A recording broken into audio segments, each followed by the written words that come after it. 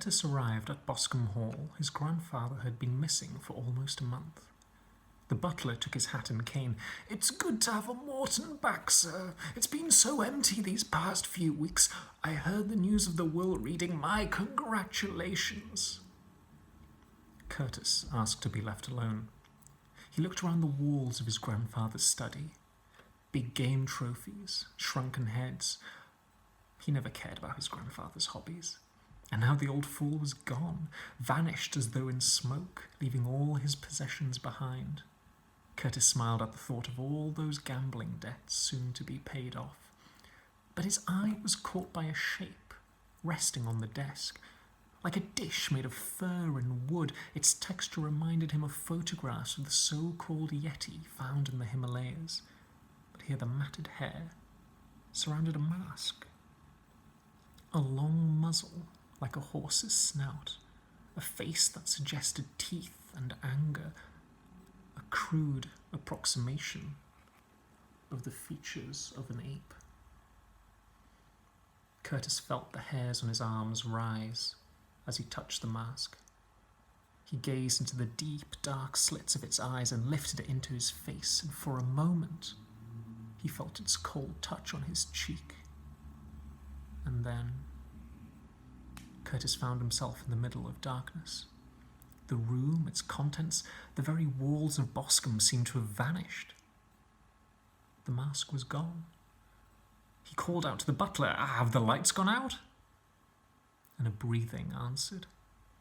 A low humming rose around him, became a swallowed bark, became hoots and screams. Shapes emerged from the darkness.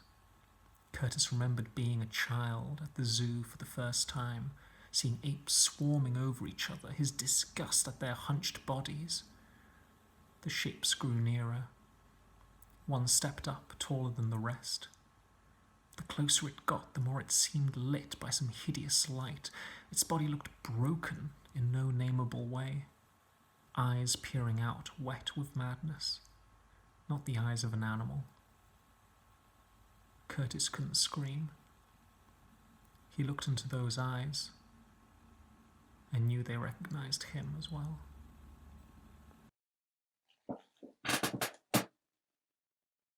Curtis approached the old house, a sense of trepidation filling him up, his knees weak. Evening was crawling in, and the house was backlit, giving it a sense of evil, of presence. But he knew it wasn't the house that was weighing on him. It was the man who had left it. And so he approached his father's home, his stately mansion, and the butler, Willoughby, was already there waiting. "Hello, sir. So glad that you have come to see about your father's—" That's enough, Willoughby. Take me to the house, so that we may read the will." And so Willoughby, without saying another word, nodded his head and opened the door, and Curtis stepped into his father's stately manor. The place was crawling with shadows, and Curtis, as he walked through the empty corridors, his footsteps echoing, couldn't help but think back to his childhood, to his father's presence there. And as he looked at the walls, he saw them covered with game, severed heads from his father's hunting trips gazing down at him with black marble eyes. Shrunken heads as well, human heads, their mouths stitched shut like Loki himself, just desserts for another trick he had pulled. And Curtis continued walking through the house, and at one point Willoughby simply gestured over to his father's study. Curtis walked in. Willoughby shut the door behind him. The place smelled of mildew and cigar smoke. And suddenly something caught Curtis's attention. It was on his father's desk. It was a bowl, covered in fur, hair. Something odd, as if the bowl was alive, as if at one time it breathed and now served only to put food into the mouths of the haunting bourgeoisie who had left this plane. Curtis stepped over to the bowl, and then, before he could even reach out to touch it, another shape seemed to emerge. A grotesque image, animal as well. And as he got closer, he saw that it too had eyes that stared back at him, a sort of ape-like visage, something primal, some sort of monkey demon from the depths of our collective unconscious, a memory of something wicked we all feared when we were bashing rocks together to create fire. Oh, this room was speaking. This visage was speaking, and at that moment, the entire room went dark, and Curtis yelled out, "Willoughby, have you turned out the lights?" And Willoughby said, "No." Or was it Willoughby? Shadows were dancing. Out of the slight bit of flame that was flickering on the lone candle on the bookshelf, and more shadows started to swarm as if living things began to surround Curtis. But one shape stood tall amongst them all. One shape that amongst all the other shadows reminded Curtis of when he was a young boy at the zoo, the smells of Dookie in the cages, and the bars keeping them all in. But there was one shape that had broken free, a pure shadowy shape, but its eyes seemed to glow.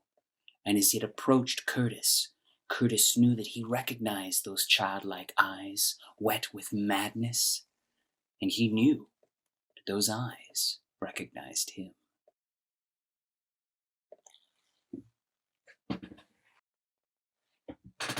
I forgot to mention gambling debts. So one day, Curtis walked up to his father's old house in the middle of the night or the evening. It was a scary old mansion with like backlit light, making it look like this dark silhouette, this shadowy place. And he walked up to the house, knocked on the door, and there stood Willoughby, the old butler, saying, "Oh, hello, sir. How good of you to come to visit your old father." And stop there, Willoughby. Curtis said, "Enough. Show me in." And Willoughby opened the door and let Curtis in. And Curtis walked into these old halls in this old house. And he knew it so well, but there's always been something about this house. And he had come to look upon the will of his father, who was very ill indeed.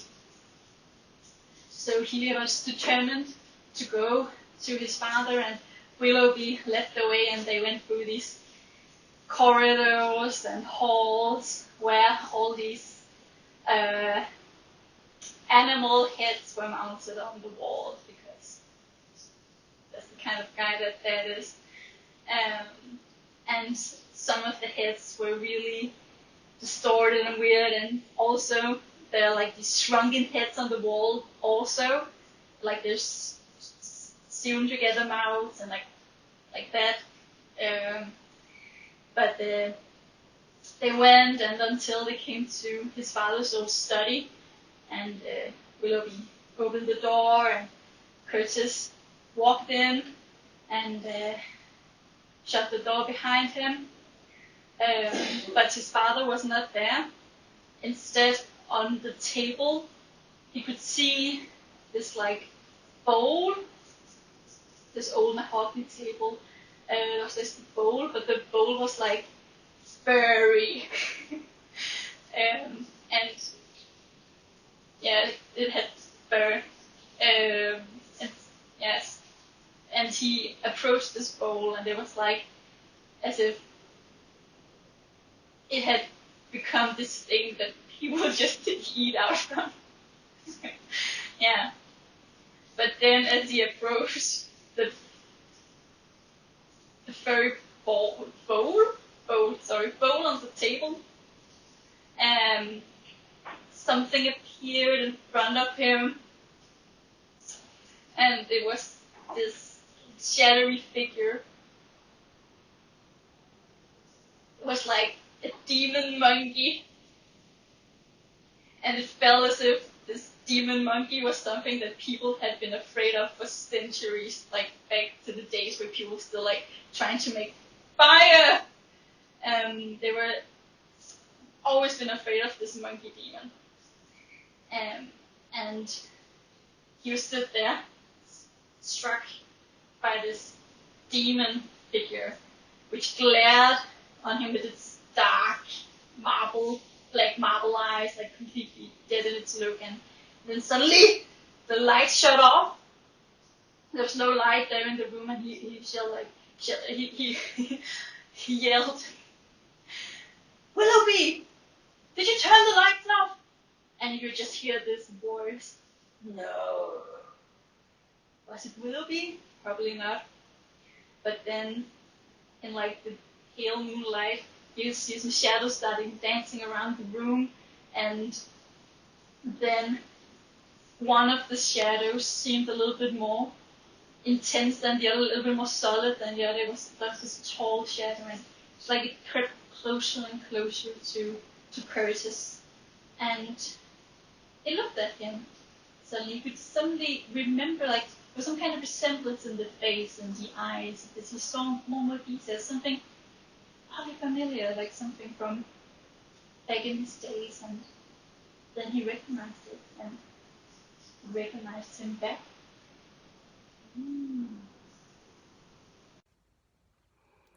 Okay, so there was a boy named Curtis, and he was going to venture out to visit this big spooky house that he was very familiar with.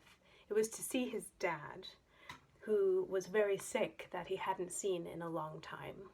He ventured out and he approached the house, which was backlit and cast into the night in a very spooky way. He approached the door, knocked on the door, and it creaked open, and Willoughby, the butler, answered, and in a very deep, gravelly voice he said, "Well, Curtis, so good for you to finally come and visit your father. It's been long enough."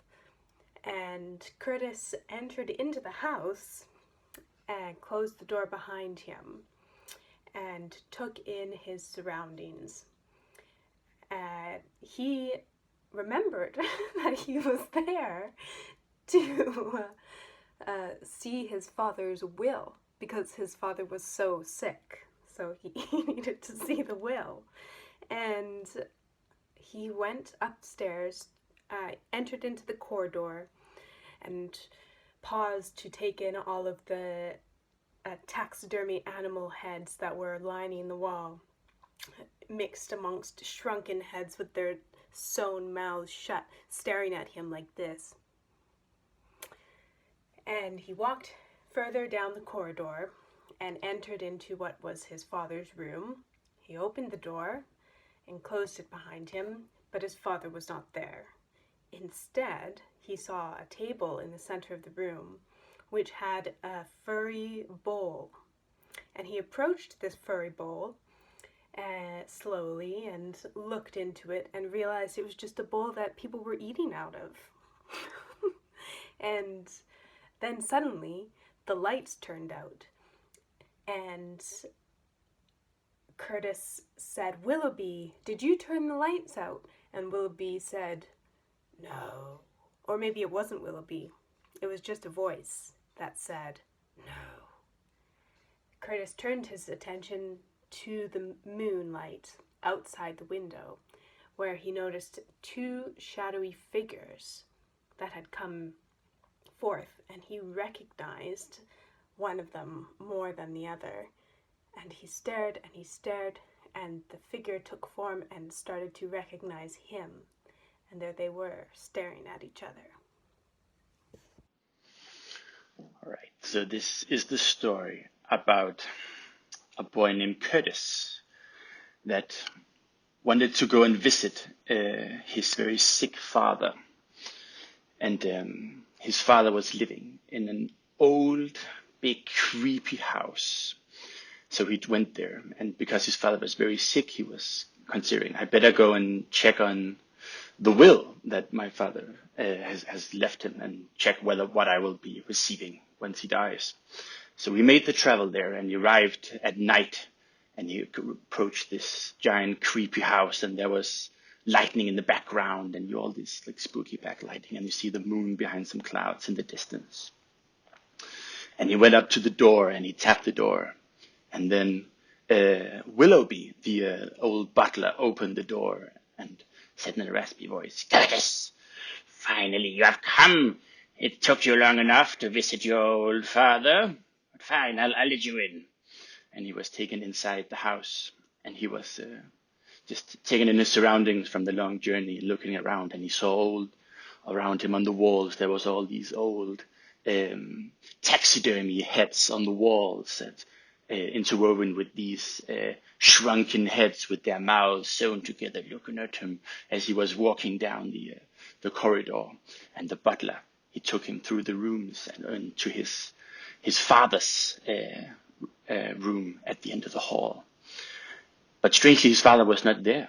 So all there was in this room was a big desk, and on the desk there was a bowl that was covered in fur, very strangely.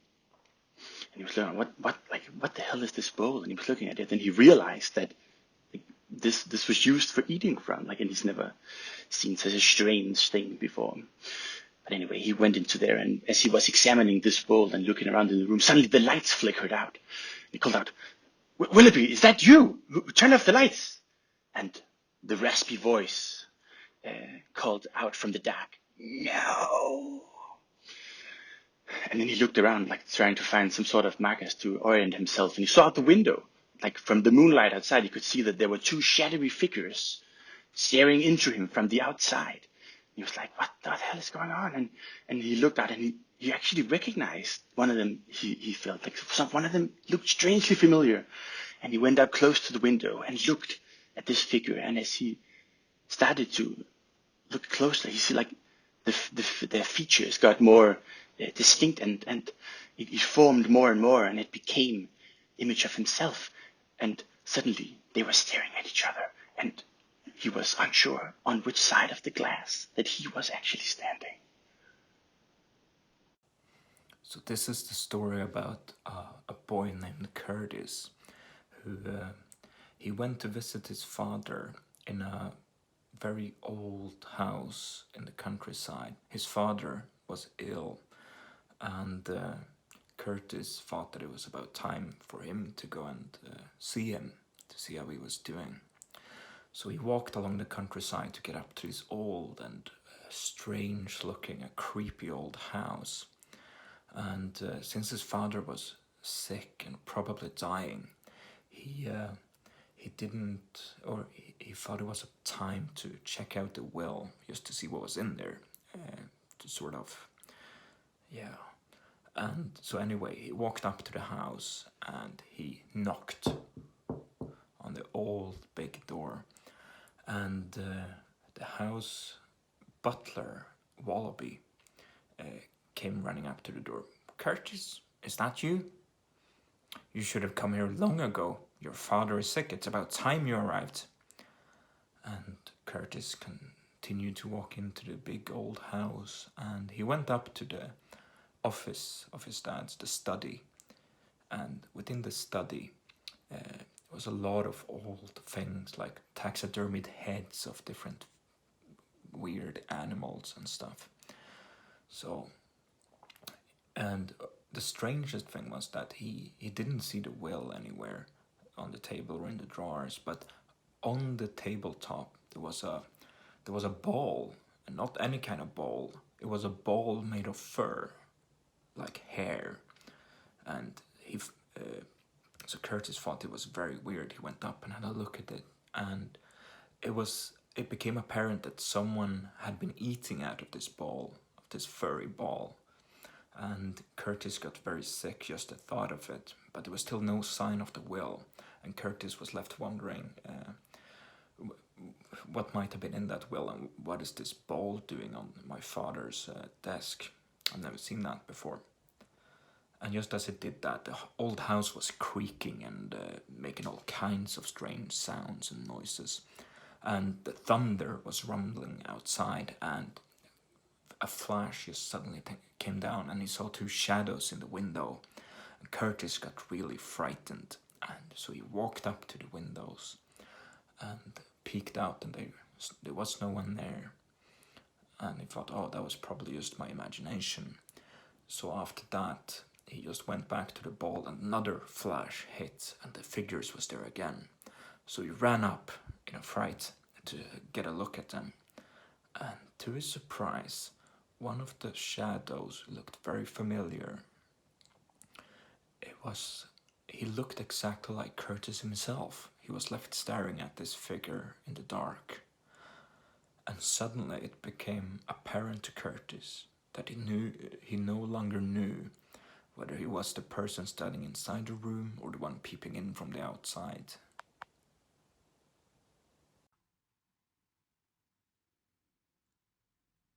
This is a story that's been passed down from generation to generation. It is a story about a boy named Curtis. There was a boy named Curtis who, after a long time of not seeing his family, he decided to go and visit his father.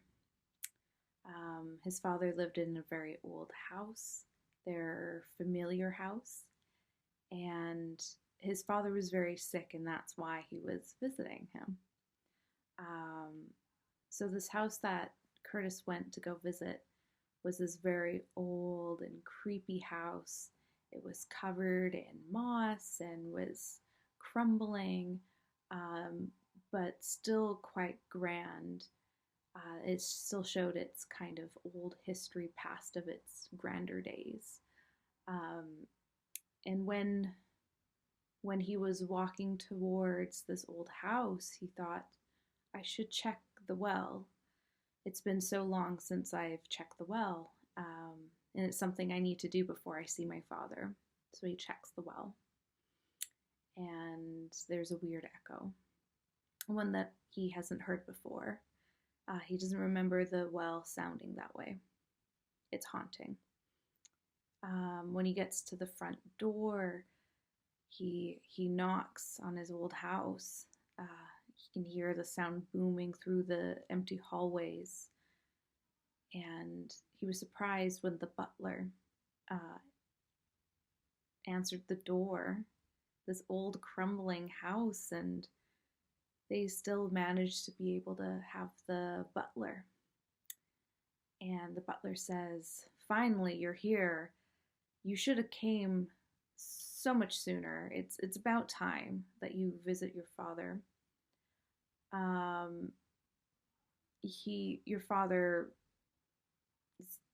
is almost gone. He's knocking at death's door. But come on in. At least maybe your presence will be felt by him. And so this butler takes him into the study, says, wait here. And Curtis, of course, this is his father's study, and this is where all the important documents would be kept. And one thing he'd been thinking about for a long time is what's in the will, what is going to be mine, or what is going to be decided. Will I have to deal with this incredibly large, grand, crumbling house? And so he searches for the will, going through drawer by drawer, just filled with old trinkets and things of a past of his father. And the will cannot be found. But in the last drawer that he finds, a fur ball, which is incredibly strange and eerie, and when he held it in his hands, he knew that this was some kind of eerie presence. And at that moment, he turned around to this fur ball to see that there had been teeth marks taken out of this fur ball. There was a crack of thunder. The whole room kind of lit up with the lightning. he didn't even know that there was a storm brewing. There wasn't one when he was checking the well. And the thunder became louder and the lightning was brighter. And he went to look out the window, and in the cracking, he could see two figures, the shadows in the window. And he continues to hold this fur ball as the lightning storm continued. And there was another lightning that lit up the whole room, and the figures were no longer there. He dropped the ball, and he was so frightened. He didn't know what was happening. And then another crack, the lightning appeared, and the two figures appeared again. And his curiosity got the better of him, and he went to look at the window, and one of the figures was himself, and he didn't recognize the other person, and he realized that he no longer knew if he was inside the window or if he was the one who was outside the window.